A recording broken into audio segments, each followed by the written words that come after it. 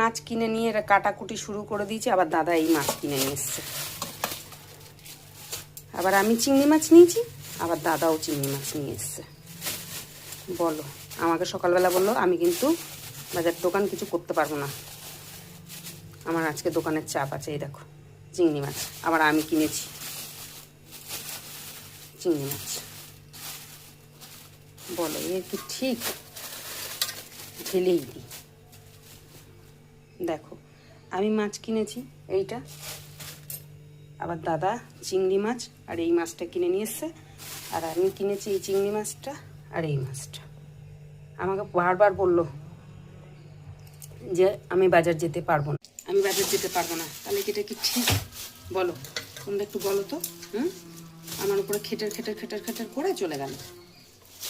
যাক গিয়ে একটা করি আর রেখে দিই, পরে বিকেলবেলা বসে বসে বাঁচবো। এখন সময় নেই, কোনো স্নান হয়নি, পুজো হয়নি, সকালে টিফিনটা হয়েছে, আর কিচ্ছু হয়নি।